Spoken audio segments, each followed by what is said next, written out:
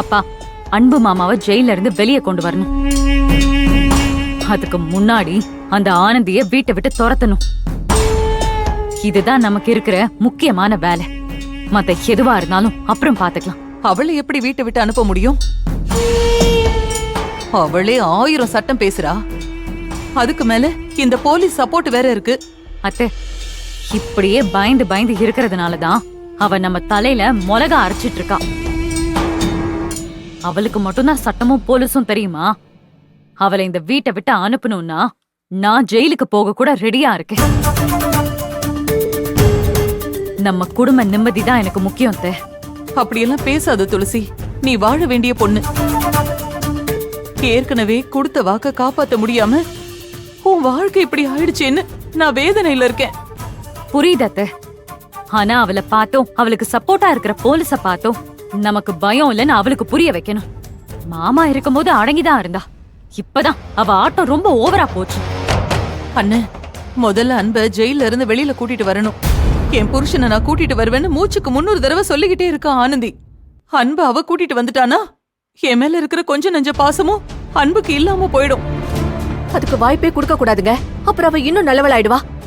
தவசிய வெளியில கொண்டு வர உடனே ஏற்பாடு பண்ணணும். அப்படி நாம அன்ப வெளியில கூட்டிட்டு வந்தாதான் நாம பேசுற 4 வார்த்தையில 2 வார்த்தையாச்சும் அவன் கேட்பான். கொஞ்சம் கொஞ்சமா பேசிதான் அவன் மனச மாத்தணும். அந்த மகேஷ்க்கு தெரிஞ்ச சத்தியவதி தான் இந்த கேஸ் எடுத்து நடத்துறாங்க. அவங்கள வச்சுதான் ஆனந்தி இந்த வீட்டுக்குள்ளேயே வந்தாப்பா. பெயில் வாங்கிடுவேன்னு அவ்வளவு சவடாலா பேசிட்டு போயிட்டு என் புள்ளைய ஜெயிலுக்கு அனுப்பிட்டாங்க. எனக்கு அவங்க மேல எல்லாம் நம்பிக்கை இல்லன்னு. அவங்களே அன்பை வெளியில வரவிடாம ஏதாவது பண்ணிடுவாங்களோன்னு எனக்கு பயமா இருக்கு. வேணாம்மா, அந்த குரூப்பே நமக்கு வேணாம். நான் உடனடியா வேற ஒரு நல்ல வக்கீலா பார்த்து பேசி ஏற்பாடு பண்றேன்.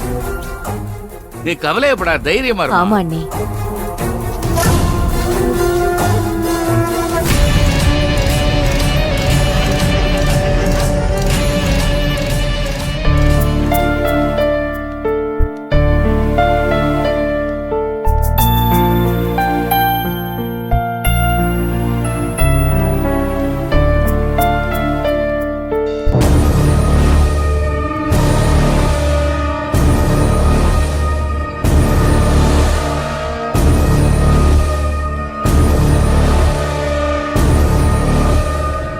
யாருமா நீ?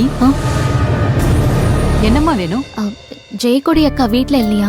இல்லையம்மா, அவங்க வீடு காலி பண்ணிட்டு போயிட்டாங்களே. என்ன விஷயமா? இல்ல, அவங்க கிட்ட கொஞ்சம் பேசணும். எங்க போயிருக்காங்கன்னு உங்களுக்கு தெரியுமாக்கா? எங்க போயிருக்காங்கலாம் தெரியாதுமா. ஆனா அவங்க மக இங்க பக்கத்துல தான் டியூஷன் படிக்கிறா. அவளை கூட்டிட்டு போறதுக்கு வருவா. ஏதாச்சும் முக்கியமான விஷயம்னா சொல்லுமா, நான் சொல்லிடுறேன். அந்த பொண்ணு எங்கக்கா டியூஷன் படிக்குது? அங்க எப்படி போகணும்? ஏமா, யாரு என்னன்னு தெரியாம எப்படிமா உங்ககிட்ட எல்லாத்தையும் சொல்ல முடியும்? பாவம், அவளே இப்பதான் புருஷனை அநியாயமா பறி கொடுத்துட்டு உட்காந்துருக்கா. அப்படி என்னமா அவசரமான விஷயம்? இல்லக்கா, நீங்க பயப்படாதீங்க. நானும் ரகு வேலை பார்த்து அதே கம்பெனில தான் வேலை பார்த்துட்டு இருக்கேன். ஜெயக்கொடி அக்காவை பார்த்துட்டு நானும் நேரத்துக்கு வீட்டுக்கு போனோம்க்கா. அதே டியூஷன் படிக்கிற இடத்துக்கே போய் பாத்துடலாம்னு கேட்டேன். ஓ, அப்படியா? அந்த கார்மெண்ட்ஸ் கம்பெனில தான் நீ வேலை பாக்குறியா? ஆமா. வேலை பார்த்த கம்பெனில ஏதோ பிரச்சனை சொன்னாமா ஜெயக்குடி. பாவமா, கொஞ்ச நாள வேலை இல்லாம தான் சுத்திட்டு இருந்தா அவனும். ஆனா பரவாயில்லமா, கம்பெனில இருந்து எல்லாரும் வந்து பாத்துட்டு போனாங்கம்மா. பெரிய பெரிய ஆபீசர்லாம் வந்தாங்க. ஒழுங்கா வேலையை பார்த்துட்டு பொண்டாட்டி பிள்ளைங்களோட சந்தோஷமா இருந்திருக்கலாம். கொடுத்து வைக்கலமா அவனுக்கு.